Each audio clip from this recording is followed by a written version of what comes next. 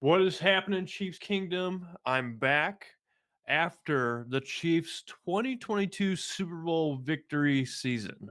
So, what a year it has been for the Chiefs. And, the NFL world never stops grinding. So, what do? Right after you win the Super Bowl?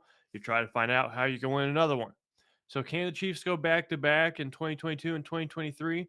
It's all going to start with how they can modify their roster, how they can add new pieces, how they can manage their salary cap, and how they can draft players. So all this offseason, myself, Ryan, and Dan and Seth are going to be talking about the salary cap and adding rookies in the draft and just ways to make this team better. So I wanted to spend some time in this video going over just a couple things. I want to talk about the salary cap and how the Chiefs stand, and then free agent acquisitions the Chiefs could potentially make.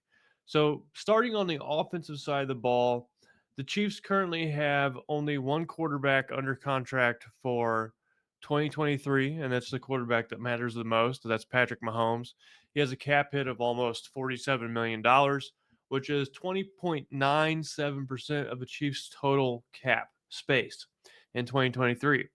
The way Patrick Mahomes' contract is built, if he is cut, which he won't be, but the way it's built is that it's very difficult, if near impossible, for the Chiefs to cut him because of the dead money that would occur on the books if they were to cut him. So the other quarterback that the Chiefs could potentially sign is Shane Buechele. He is currently a restricted free agent. What that means is the Chiefs have the rights to negotiate with him first, and if they offer him a deal, he has to take it as long as it's acceptable. And I have a gut feeling that going into next season, Shane Buechele will be the second string quarterback. I've heard some talk about the Chiefs trying to get a veteran quarterback to be the second stringer, kind of like what they did with Matt Moore and Chad Henne. But I think the Chiefs are past that as far as the team goes. I think that when Mahomes was first starting his career, it would have been helpful to have an older, more experienced voice in the room, in that quarterback room. But now that he's had, 5, 6 years in the NFL, he no longer needs that help. The help no longer can benefit him. So maybe a younger quarterback like Shane Buechele being in the quarterback room won't be a net negative. And the Chiefs can have a backup quarterback who doesn't cost, several millions of dollars a year like a more experienced backup quarterback might be. So my projection for next season or this offseason that the Chiefs will go with Shane Buechele as the second string option, and they'll bring in competition either through the draft or through some free agent that is not a quarterback who has a lot of starting experience. Next, you have the receiver position group. And this position group is a little interesting because there's not really a true number one wide receiver in this group. You have Marquez Valdez-Scantling, who is going to have an $11 million cap hit next year with $4 million in dead money if he's cut. So what that means is if the Chiefs wanted to cut Marquez Valdez-Scantling, they would get $7 million in cap space. And I forgot where we started. The Chiefs started the offseason with $11 million in cap space, which is a decent chunk. But after Super Bowl incentives and all the bonuses that players received because of the Super Bowl, that salary cap number went down to about, I think, 4 or 5 million. Chiefs are going to need about 11 or 10 or 11 million dollars to sign all of their rookies in the draft. So technically, they're already over by about $7 million. So that means they are going to have to find some space somewhere. And Marquez Valdez-Scantling, his cap hit is $11 million. So they cut him, they get $7 million. I don't think that they're going to cut Valdez-Scantling unless things get pretty desperate or they really need that space. So looking at the Chiefs wide receiver group for next season, Marquez Valdez-Scantling, he takes the most of the salary cap hit, and the other guys, are playing for their rookie deals. They're playing on rookie deals. So Tony Moore, Ross, Freifogel, and then Justin Ross are all playing on rookie deals. So they're very affordable. I think the Chiefs, what they're going to end up doing after they make some moves to free up some cap space, they might go after a guy like Juju Smith-Schuster again, or they might go after a guy like DJ Chark. So I pulled up the Walter Football top uh, free agent list for all the positions where the Chiefs have question marks, and the top available free agents as far as wide receivers go are Jacoby Myers, DJ Chark, Richie James, Alan Lazard, Juju Smith-Schuster, Darius Slayton, and Demarcus Robinson is the seventh best receiver option. So this is not a strong free agent wide receiver market. And so that means that unlike last year where a player like Christian Kirk goes in and breaks the bank, maybe this would be a more affordable wide receiver market. Maybe it comes back to reality a little bit. But I like DJ Chark in terms of free agent wide receivers. I think he would fit well into this Chiefs offense. He's not necessarily a true number one, but the Chiefs don't really need a true number one because they have a wide receiver by committee group, a bunch of guys that can step up. And it also makes the Chiefs defense harder to defend, or the Chiefs offense harder to defend, because you don't know who is going to be, that number one option outside of Kelsey. So in terms of the wide receiver position, I wouldn't be surprised if the Chiefs signed a guy like, or re-signed Juju Smith-Schuster. I wouldn't be surprised if they signed a guy like DJ Chark. Also wouldn't be surprised if they try to add more depth via the draft. So not necessarily a strong wide receiver market in terms of free agency. And I'm unsure on the draft. I haven't done a bunch of coverage with that. So they could try to potentially add one in the draft, but they need a number one wide receiver. This is a large area of need for this Chiefs team, and I'm curious to see where they get it from. The tight end position is set for the Chiefs. I want to take a note of Travis Kelce's cap hit. He is set to have a cap hit of $14.8 million next year, which, given the production that he brings to the table for the Chiefs, I think he is the most underrated, and I'm sorry, not underrated, but the most underpaid player in the entire NFL. Travis Kelce has taken a team-friendly deal, and he could be paid so much more anywhere else. And this makes me like Kelce even more. So he is super underpaid.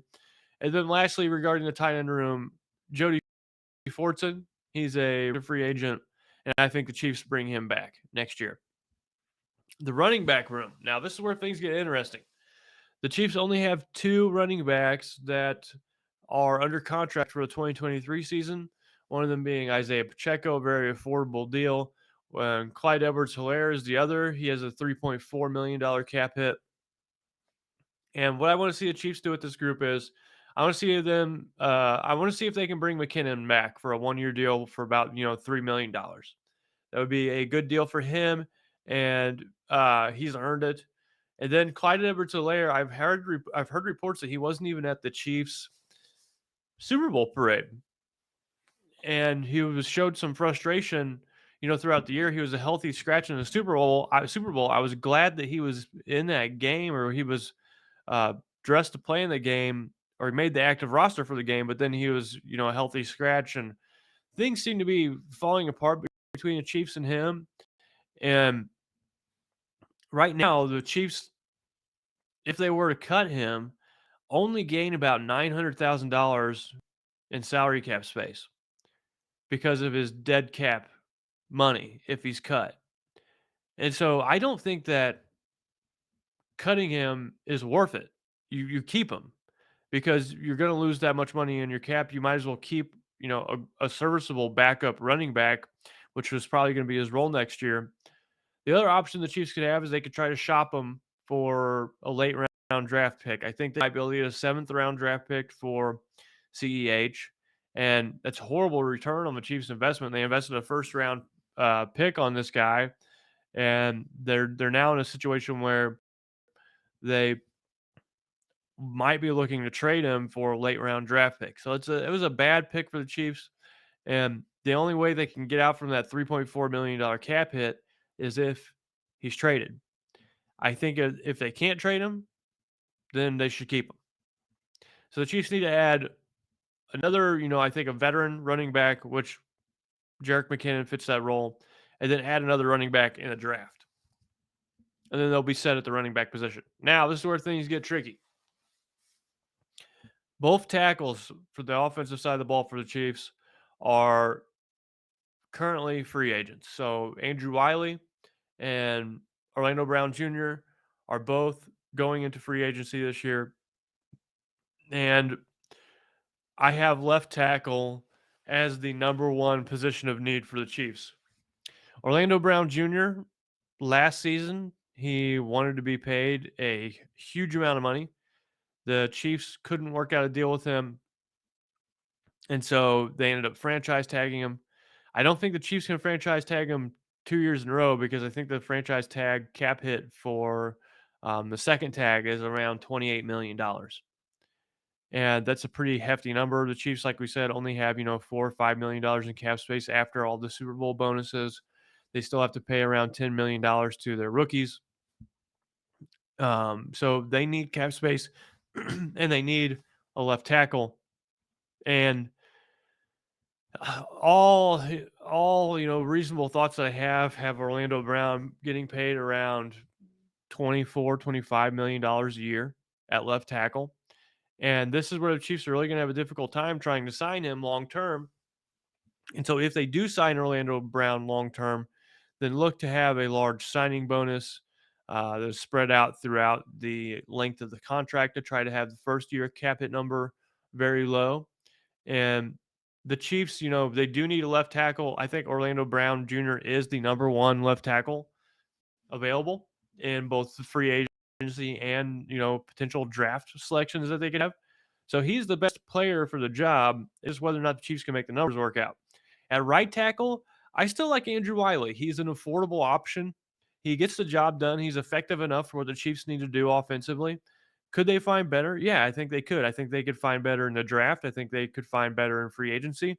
But as far as the money goes, um, if you can bring Andrew Wiley back, on a affordable deal, I think that should be something that the Chiefs look at doing. He's been in Kansas City since their I think their first Super Bowl victory. So he's been a part of this team for a long time, and the Chiefs have had success with him. So I wouldn't have any issue at all if the Chiefs signed Andrew Wiley to a longer term deal, and they locked up their right tackle and left tackle positions for the next 3-4 years.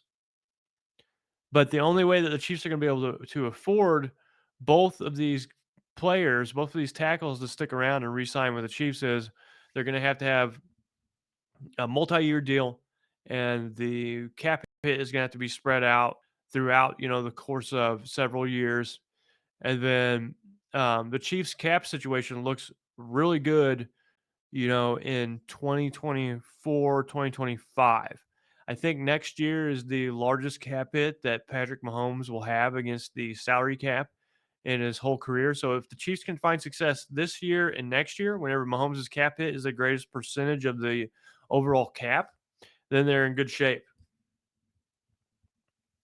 Lastly, you have the special teams unit for the Chiefs, and they're set at kicker and long snapper, and then Tommy Townsend is a restricted free agent, so the Chiefs have control there to get him signed. I think they'll sign him to a longer term deal after having the success that he had this year, and so I think that's pretty much a done deal. Regarding offensive tackles, back to that, I just want to scroll through um, the top rated tackles in free agency. And Walter Football has Orlando Brown as the number one, just like I mentioned. Mike McGlinchey, right tackle for the 49ers, second ranked. Caleb McGarry, um, another good pass blocking offensive tackle, but has a hard time with run blocking.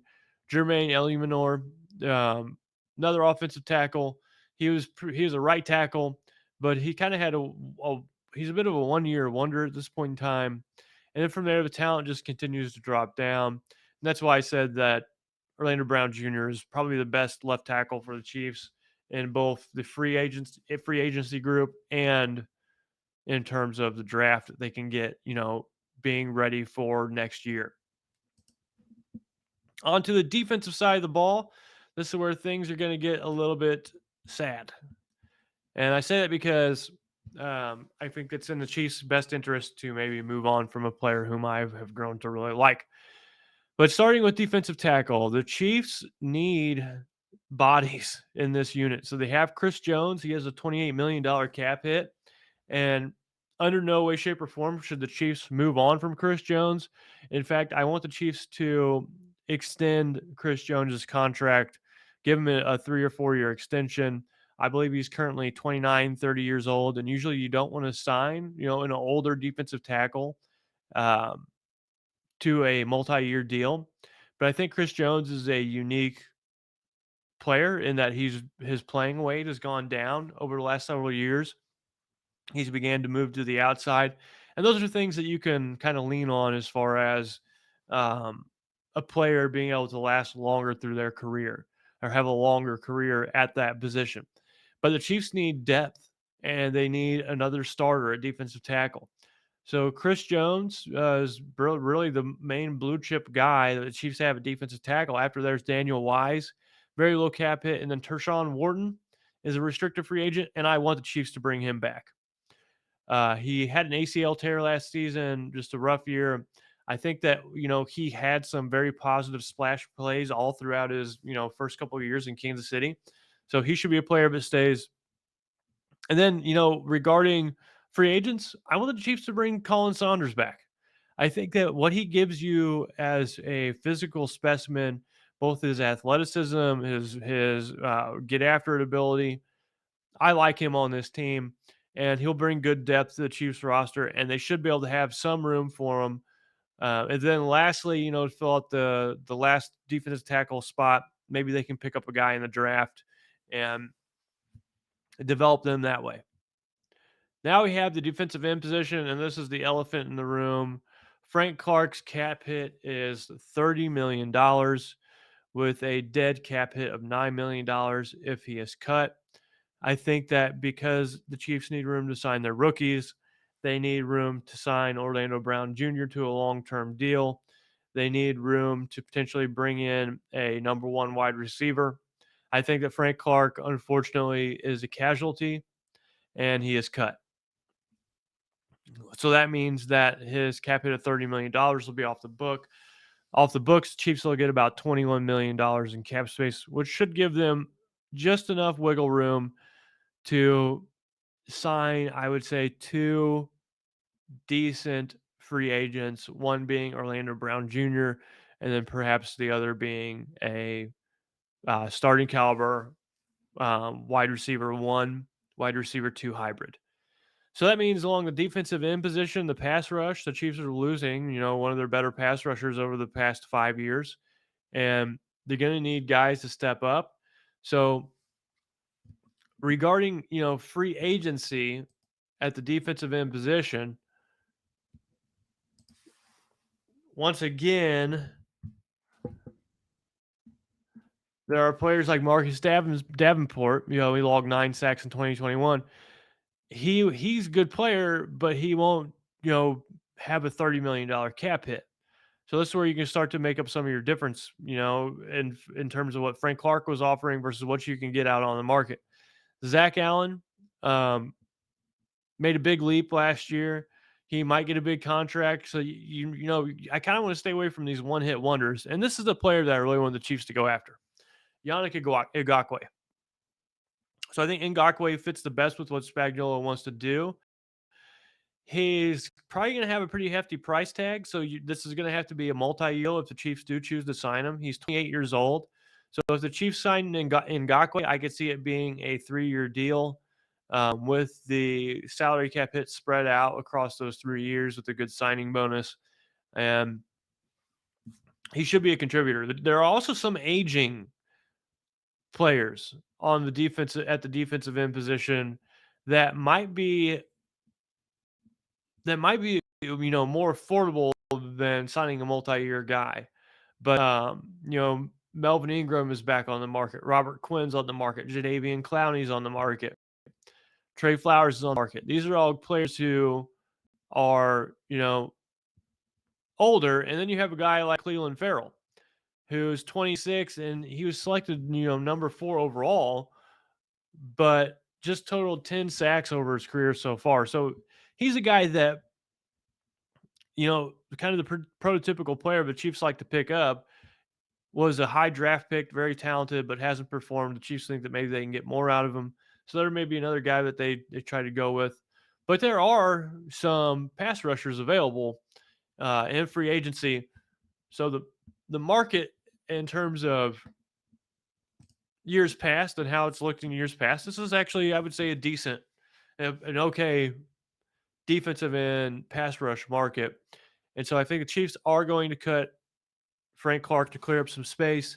If they do that, as well as extend Chris Jones and get him to sign a new contract, then the Chiefs could potentially have, $40 million in cap space, 30 or $40 million in cap space.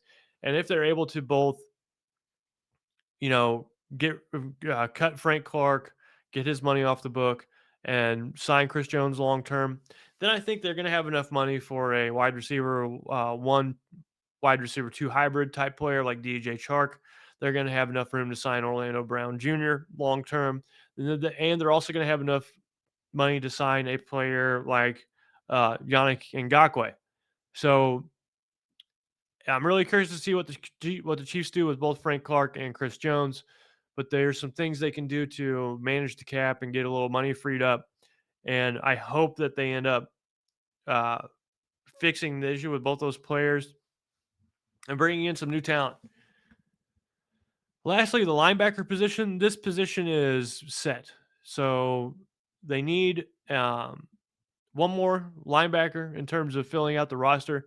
And I think, given the youth of this linebacker group, it wouldn't hurt to find, your Damian Wilson type linebacker who is a guy that has some experience, has had several, years in the league. Not necessarily a starting linebacker, but a player that is trustworthy and can step in.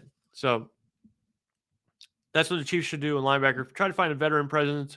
They can also try to find another one in the draft and see how they do there.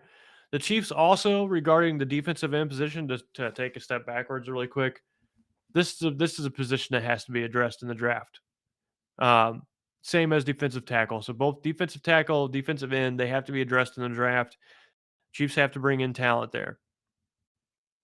The cornerback position, this is a unique position group because actually second to lastly, sorry, but this is a unique position group because the Chiefs are saving a ton of money with this group.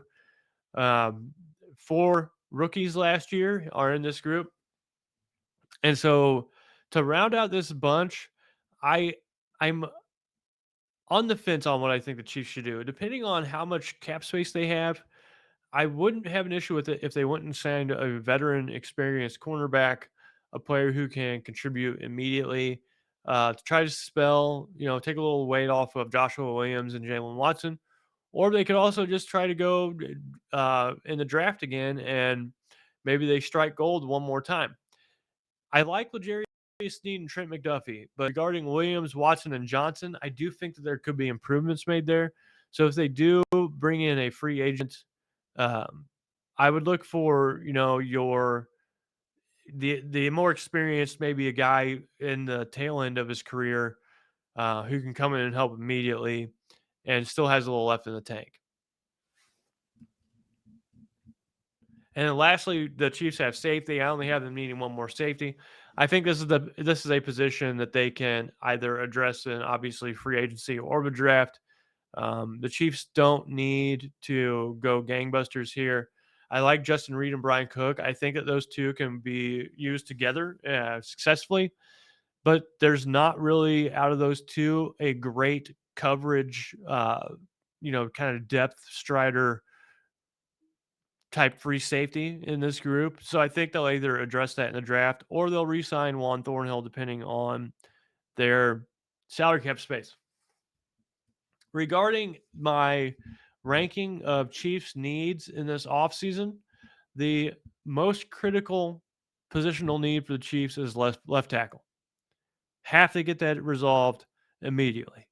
So that's going to be where I think Brett Veach spends most of his energy early on in the offseason. Get Orlando Brown Jr.'s contract sorted out. That way you know what you have to work with elsewhere. From there, the second biggest position of need is wide receiver. If the Chiefs find a hybrid wide receiver 1, wide receiver 2 in free agency, either by re-signing Juju Smith-Schuster or signing DJ Chark, I don't think they need to go crazy at the wide receiver position in the draft. I think they just need to maybe draft 1 or 2 guys at wide receiver. They have 11 draft picks this draft, so just try to find a guy in free agency. If they're able to do that, then that takes a lot of pressure off this need for the team. The next highest position of need for the Chiefs I have is defensive end or pass rusher. They have to find a guy in free agency if they have the cap room, and then they also need to address this position in the draft. And then the next position of need is right tackle. Perhaps they can sign Andrew Wiley, but I think there are better options available either through free agency or through the draft. Defensive tackle is also a position of medium need. Need to add depth here through the draft, and then see if the Chiefs can bring back guys like Colin Saunders, and then hopefully Tershawn Wharton can come back from his injury. And then both the safety and running back positions, the Chiefs have needs at these positions, but they're not exactly extremely high needs. Look for the Chiefs to fill these positions via the draft. So overall, the Chiefs need positions of need so far: left tackle, wide receiver, defensive end, right tackle, defensive tackle, safety, and running back. All that said, what do you think the biggest needs are for Chiefs positionally this offseason? Who do you want to see them pick up? Are there any free agents you have your eyes set on? Do you have any other ideas of how to manage the cap other than my suggestion of cutting Frank Clark and signing Chris Jones to a new deal, an extension to save money? Do you think there's other ways the Chiefs can save money? What would you like them to do this offseason? Are there any draft crushes you have? Are there any free agent crushes that you have? Let us know in the comments, and make sure, as always, like and subscribe if you've not done so already. And that's all I got. This is Gary McKenzie with Gridiron Lines. It's been a treat talking salary cap and doing some, armchair general manager with you. Take it easy, and until next time, see you later. Thanks for watching this video from the team at RGR Football. Click these videos to see more and subscribe to RGR Football.